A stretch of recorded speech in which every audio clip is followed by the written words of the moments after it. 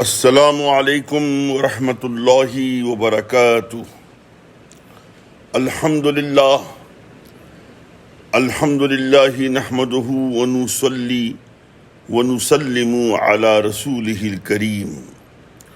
اما بعد فاعوذ باللہ من الشیطان الرجیم، بسم اللہ الرحمن الرحیم۔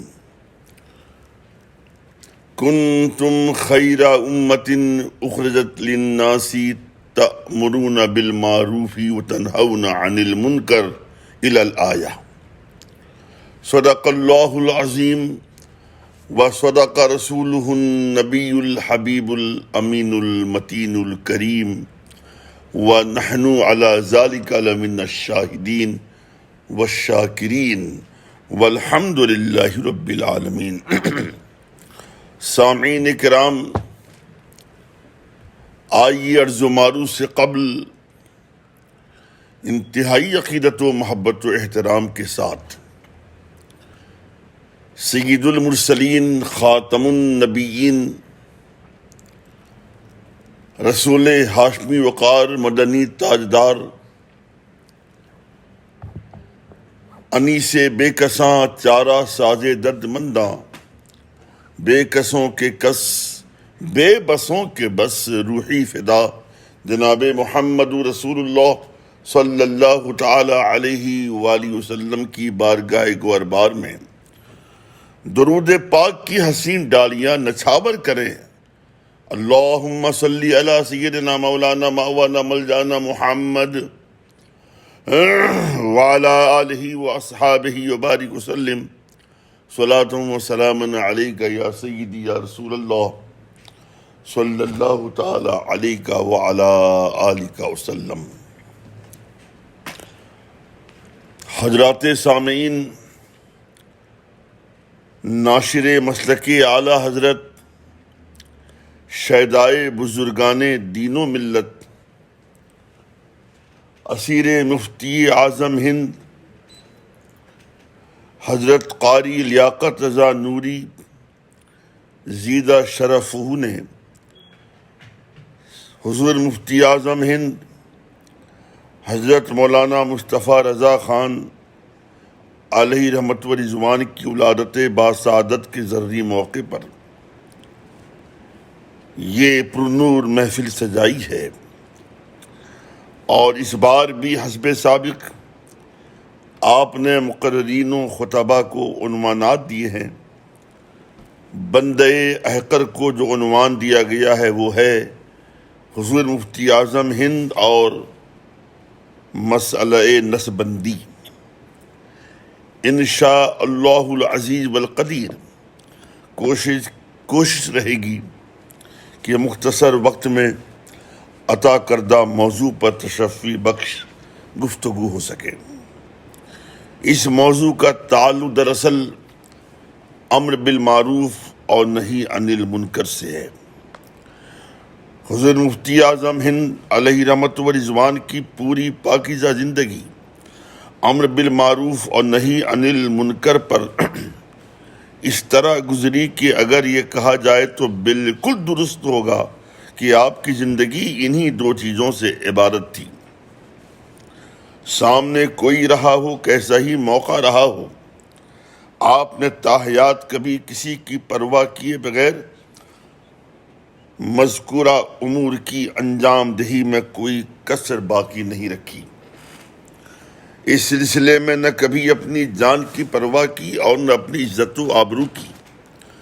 آپ جانتے تھے اور خوب جانتے تھے کہ رب کائنات نے ہمیں جو خیر امم بنایا ہے، اس کی وجہ امر بالمعروف و نہی عن المنکر ہے۔ رب کائنات جل جلالہ عم نوالہ کا بے پایا کرم کہ اس نے ہمیں ایسے محترم بالشان رسول کی امت میں پیدا کیا جو تمام رسولوں سے افضل و اعلیٰ اور برتر و بالا ہے۔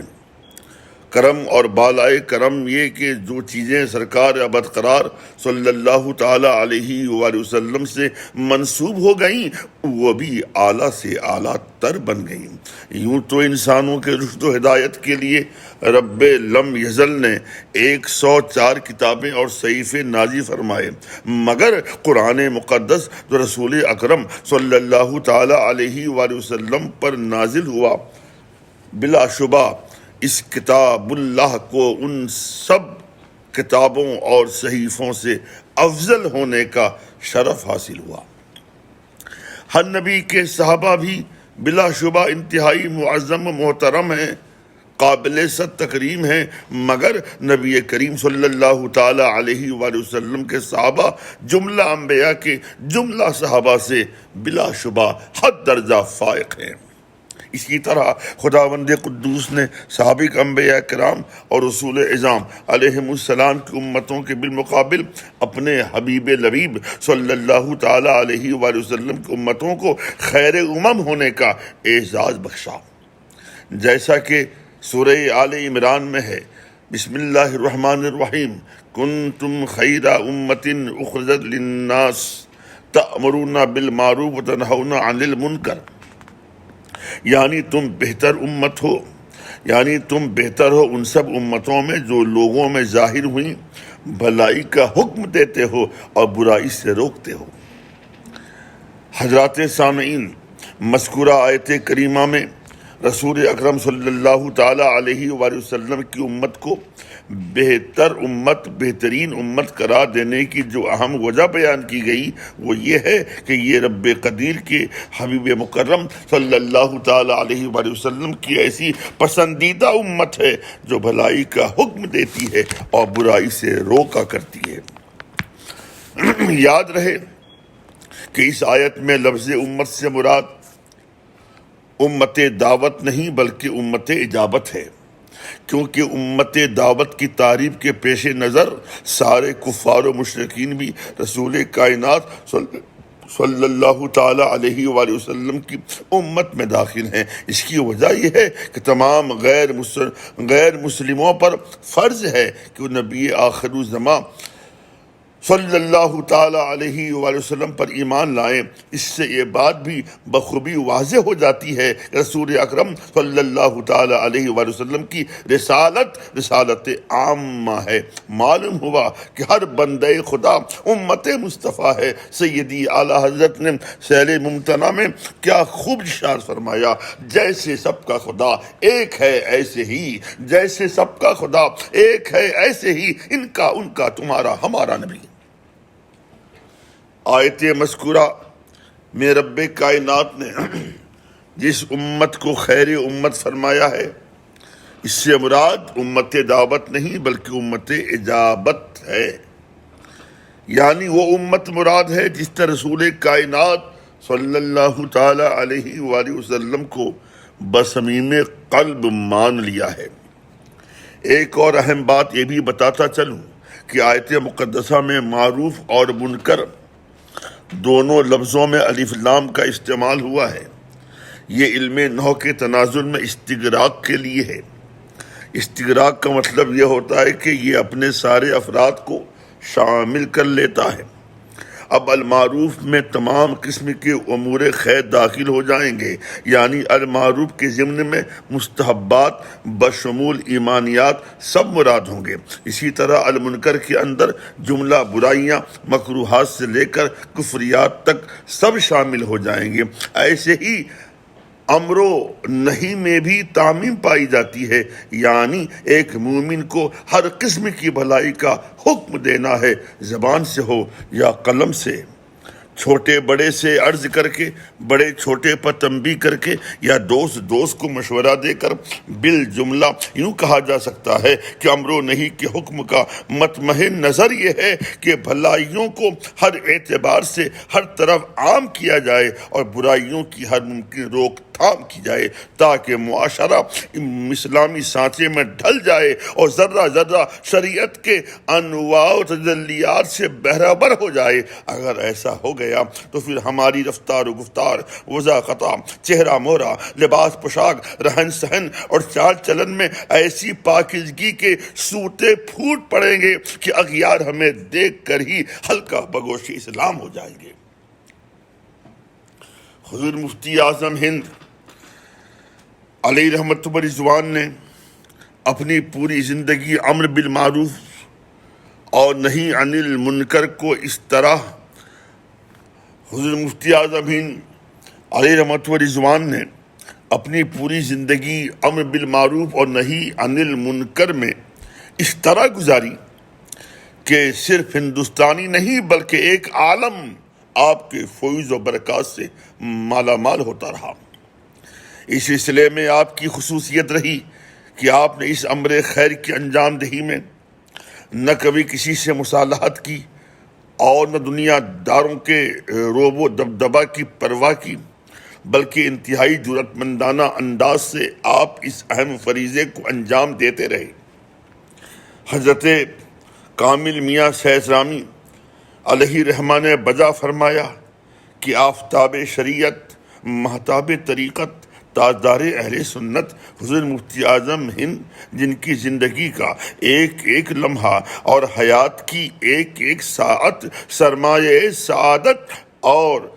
دولت افتخار ہے، اور جن کی ساری عمر شریعت کا علم پھیلاتے اور طریقت کی راہ بتاتے گزری، اور جن کی زندگی کا ایک ایک عمل شریعت کی میزان اور طریقت کی ترازو پر تولا ہوا ہے۔ حضور مفتی اعظم ہند علیہ رحمت و رضوان چاہتے تھے کہ امت مسلمہ کا ہر فرد غفلت کے دبیز پردے سے باہر نکل کر، بے ایمانی اور بدعملی کی دلدل کو چھوڑ کر، بیراروی اور عہد شکنی کی زنجیر کو توڑ کر، دنیاوی نام و نمود اور اپنے اندر طاری تعطل و جمود کو چھوڑ کر، اپنی منفی سوچوں کے رخ کو بدل کر، غلط زاویہ نظر کو صحیح سمت دے کر، فساد ذہنی کے طائر کے پروں کو قطر کر، آپسی رسہ کشی کو مٹا کر شریعت کے سانچے میں ڈھل جائے، تاکہ پھر ہمارے معاشرے کی خرابی اچائی سے، نفرت محبت سے، حسد رشک سے، ارادہ گناہ حصول ثواب سے، نافرمانی اطاعت شیاری سے، بغض و تعصب اخوت و الفت سے، مفاد پرستی صلہ رحمی سے، خود پسندی رواداری سے، قتل و غارت گری امن و امان سے، دنیا داری بندگی سے بدل جائے۔ حضور مفتی اعظم ہند علیہ رحمت و رضوان رسول ہاشمی وقار صلی اللہ تعالی علیہ وآلہ وسلم کے اس فرمان عالی شان پر سختی سے عمل کرتے رہے۔ ارشاد رسول گرامی قدر صلی اللہ تعالی علیہ وآلہ وسلم ہے، مر رأى احد منکم منکرا فلیغیرہ بیدہ وإن لم یستطع فبلسانہ وإن لم یستطع فبقلبہ ھذا اضعف الایمان۔ مذکورہ حدیث سے متعلق شارحین حدیث کے اقوال مختلف ہیں۔ بعض نے فرمایا کہ یہاں ہاتھ سے برائی کو روکنے کا تعلق حکام سے ہے، زبان سے روکنے کا تعلق علماء سے ہے، اور دل سے برا جاننے کا تعلق عوام الناس سے ہے۔ لیکن دیگر حضرات کا موقف یہ ہے کہ اس سلسلے میں کسی قسم کی تخصیص کیے بغیر اسے یوں ہی مطلق رکھا جائے، جیسا کہ حدیث پاک میں لفظ منکرن نکرہ اور مطلق ہے۔ اس کا مطلب یہ ہوگا کہ جو شخص جس قسم کی طاقت کا متحمل ہو، برائی کی روک تھام کے لیے اپنی اسی طاقت کا استعمال کرے،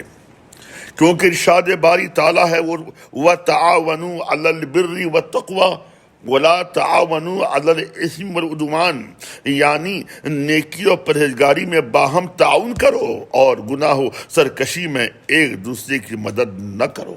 اس آیت مقدسہ میں بھی چونکہ حکم عام رکھا گیا ہے، لہذا اس سلسلے میں تخصیص نہ کی جائے، بلفظ دیگر یوں کہا جا سکتا ہے کہ امر بالمعروف اور نہی عن المنکر کا دار و مدار روکنے والے کی قدرت و طاقت پر ہے۔ اس کی تائید دیگر ان احادیث سے بھی ہوتی ہے جن میں نیکی کے حکم دینے والے اور برائی سے روکنے والے کی فضیلتیں بیان کی گئی ہیں، اور ایسا نہ کرنے والے کی مذمتیں۔ ان احادیث میں نہ کسی حاکم کی تخصیص ہے اور نہ کسی عالم کی، بلکہ مطلق جو کوئی مومن اپنی طاقت کے اعتبار سے برائی سے روکنے اور نیکی کا حکم دینے کا کام انجام دیتا ہے وہ ثواب کا متحمل ہوتا ہے، اور اس کے برعکس کرنے والا وعید کا۔ عامر بالمعروف اور ناہی عن المنکر میں سب سے زیادہ خوش نصیب، خوش بخت وہ شخص ہوتا ہے جو ظالم و جابر حاکم کے سامنے بے دھڑک بے خوف و خطر اعلان حق کرے اور ظالم حاکم کے ظلم کے خلاف آواز بلند کرے۔ ایسے خوش نصیب شخص کے بارے میں حضرت امام غزالی علیہ رحمۃ و رضوان کی شورۂ آفاق تصنیف احیاء العلوم کی دوسری جلد میں حضرت ابو عبیدہ بن جراح رضی اللہ تعالی عنہ کی مروی حدیث ہے کہ آپ فرماتے ہیں کہ میں نے رسول گرامی وقار صلی اللہ تعالی علیہ وآلہ وسلم کی بارگاہ گوہربار میں عرض کیا، یا رسول اللہ صلی اللہ تعالی علیہ وآلہ وسلم، فدا کا ابی و امی، میرے والدین آپ پر قربان ہوں۔ آقا یہ ارشاد فرمائیں کہ بارگاہ رب العزت میں کس شہید کی توقیر و منزلت زیادہ ہے؟ آپ نے فرمایا کہ وہ شخص جس نے اپنی جان کی پرواہ کیے بغیر خداوند قدوس اور اس کے حبیب لبیب صلی اللہ تعالی علیہ وآلہ وسلم کی رضا جوئی اور تحصیل خوشنودی کی خاطر ظالم و جابر حاکم کے سامنے بے دھڑک اور بے خوف و خطر نیکی کا حکم دے، اسے برائی سے روکے اور اس کے ظلم و استبداد پر اپنی آواز بلند کر کے اسے متنبہ کرے، اور پھر انجام کار وہ ظالم حاکم کے حکم پر قتل کر دیا جائے۔ ایسے سعادت مند انسان کے سلسلے میں حضرت حسن بصری رضی اللہ تعالی عنہ فرماتے ہیں کہ آقا کریم صلی اللہ تعالی علیہ وآلہ وسلم نے ارشاد فرمایا کہ جنت میں ایسے شخص کا ٹھکانہ سید الشہداء حضرت امیر حمزہ رضی اللہ تعالی عنہ اور حضرت جعفر طیار رضی اللہ تعالی عنہ کے مقدس ٹھکانوں کے درمیان ہوگا۔ پیش کردہ حدیث کے تناظر میں آئیے حضور مفتی اعظم ہند علیہ رحمت و رضوان کی حق گوئی و بے باکی کا منظر نامہ اس کے پس منظر کے ساتھ ملاحظہ فرمائیں، سماعت فرمائیں۔ 1976 عیسوی کی بات ہے، اندرا گاندھی کے دور حکومت میں جبری نسبندی کا حکم لاگو ہوا۔ جبری اس لیے کہ حکم یہ تھا کہ ہندوستانی خواہ ضعیف ہو یا جوان، بہرحال ہر ہندوستانی کے لیے ضروری ہے، ناگزیر ہے، لازمی ہے کہ اسے نسبندی کرانا ہوگی، ورنہ بصورت دیگر تنخواہ روک دی جائے گی، ملازمت سے برطرف کر دیا جائے گا، قید کی سلاحوں کے پیچھے ڈال دیا جائے گا، دھکیل دیا جائے گا۔ ایسے نازک موقع پر دارالعلوم دیوبند کے نام نہاد کلمہ گو مولویوں نے بڑی ڈھٹائی اور بے شرمی کے ساتھ حکومت کے سامنے سرنگوں ہو کر نسبندی کے سلسلے میں جواز کا فتویٰ دے دیا۔ العیاذ باللہ۔ صورتحال بے حد گمبھیر ہو چکی تھی، مسلمانوں میں سراسیمگی کیفیت طاری تھی، مسلمان ہراساں تھا۔ دارالعلوم دیوبند سے دیے ہوئے جواز کے فتوے سے حکومت کو شے مل چکی تھی۔ مسلمان خوب سمجھتے تھے کہ نسبندی عذروی شرع ناجائز و حرام ہے، لیکن معاملہ حکومت کا تھا۔ ایسی حالت میں مسلمانان ہند کی نگاہ بریلی شریف پر مرکوز تھی، اور ادھر شہزادہ اعلیٰ حضرت حضرت مفتی اعظم ہند علیہ رحمت و رضوان بھلا خاموش کیسے رہ سکتے تھے؟ آپ نے بلا لوم لائم حکومت کے جابرانہ حکم کی پرواہ کیے بغیر واضح لفظوں میں فتویٰ صادر فرمایا کہ نسل بندی حرام ہے، حرام ہے، حرام ہے۔ فتویٰ صادر ہوتے ہی ایوان حکومت میں خلبلی مچ گئی۔ اندرا گاندھی کے پاؤں سے زمین کھسک گئی۔ اس نے خواہش کا اظہار کیا کہ میں آپ سے مل کر بالمشافہ اس سلسلے میں گفتگو کرنا چاہتی ہوں۔ شہزادہ اعلیٰ حضرت تاجدار اہل سنت حضرت مفتی اعظم ہند رحمت اللہ تعالی علیہ نے جانتے ہیں سامعین کیا جواب دیا؟ آپ نے بڑی سختی سے یہ کہتے ہوئے منع فرما دیا کہ اعلیٰ حضرت کا بیٹا غیر محرم سے نہیں ملتا۔ اندرا گاندھی نے کہا کوئی بات نہیں، میں پردے میں رہ کر آپ سے گفتگو کر لوں گی۔ اس پر آپ نے فرمایا غیر محرم کی آواز سننا بھی میرے لیے حرام ہے۔ اللہ سمت بالآخر اندرا گاندھی نے مجبور ہو کر اپنا نمائندہ آپ کے پاس بھیجا۔ نمائندہ اصرار پہ اصرار کرتا رہا کہ آپ اپنا فتویٰ بدل دیں۔ نہ صرف یہ کہ یہ حکومت کا معاملہ ہے، بلکہ آپ ہی کے مذہب کے بڑے بڑے مفتیوں، حتیٰ کہ دارالعلوم دیوبند کے مفتیوں نے بھی جواز کا فتویٰ دے دیا ہے۔ صرف یہی نہیں بلکہ اندرا گاندھی کا نمائندہ بڑی جسارت و جرأت کے ساتھ کہنے لگا کہ حضور، میں حکومت کی جانب سے آپ سے ملتمس ہوں کہ آپ اپنے فتوے سے رجوع فرما کر فتویٰ بدل دیں۔ ہر چند کہ آپ ضعیف العمر تھے اور نقاہت کا بھی عالم تھا، باوجود اس کے فتویٰ بدلنے والی بات سنتے ہی آپ غیظ و جلال میں اٹھ کر بیٹھ گئے اور پرجوش گرجدار لہجے میں فرمانے لگے، کان کھول کر سن لو اور حکومت کو جا کر بتا دو کہ احمد رضا کا بیٹا فتویٰ نہیں بدلتا بلکہ حکومت کو بدل دیتا ہے۔ پورے ہندوستان نے دیکھا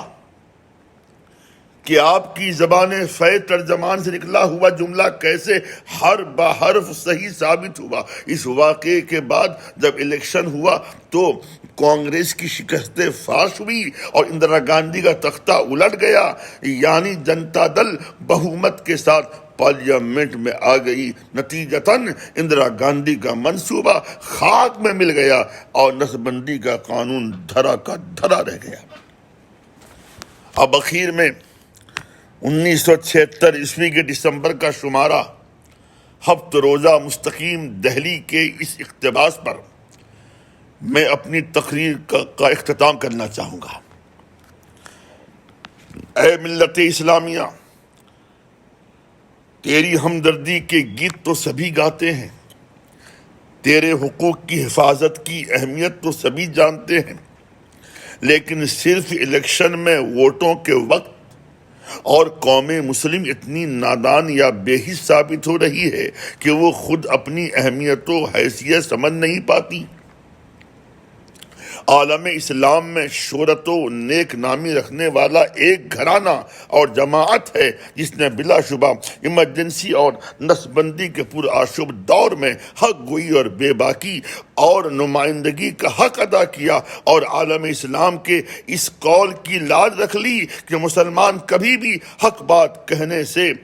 اور ظلم کے خلاف آواز بلند کرنے سے نہیں چوکتا، اور وہ ہستی ہے جناب مولانا مصطفیٰ رضا خان صاحب مفتی اعظم ہند علیہ رحمت و رضوان کی، کہ جنہوں نے ببانگ دوحل نسل بندی کے خلاف فتویٰ صادر فرما کر حق گوئی کا ثبوت فراہم کر دیا۔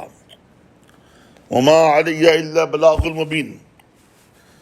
اب چلتے چلتے آئیے چند اشعار سرکار مفتی اعظم ہند علی رحمت و رضوان کی عظمت شان پر سماعت فرمائیں۔ مطلع عرض کیا ہے،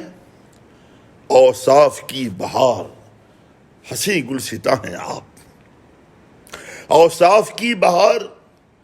ہنسی گلستاں ہیں آپ، دین کی بقا کے واسطے نوری سما ہیں آپ، دین کی بقا کے واسطے نوری سما ہیں آپ۔ اور شعر سماعت کیجیے گا، توجہ مبذول فرمائیے گا۔ عرض کیا ہے،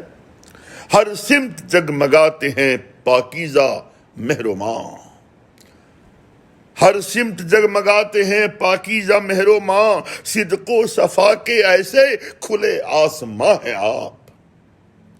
صدق و صفا کے ایسے کھلے آسماں ہیں آپ۔ اور یہ شعر بھی آپ کی سماعت کے حوالے کر رہا ہوں۔ ہر ذرہ تر بتر ہے ولایت کے نور سے، یہ شعر حقیقت کی عکاسی کر رہا ہے۔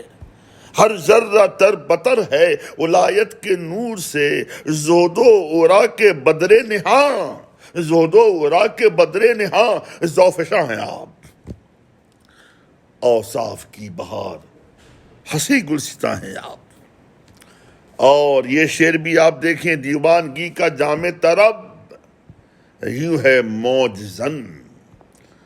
دیوانگی کا جام طرب یوں ہے موج زن، درد و علم میں، درد و علم میں قاسم امن و اما ہیں آپ،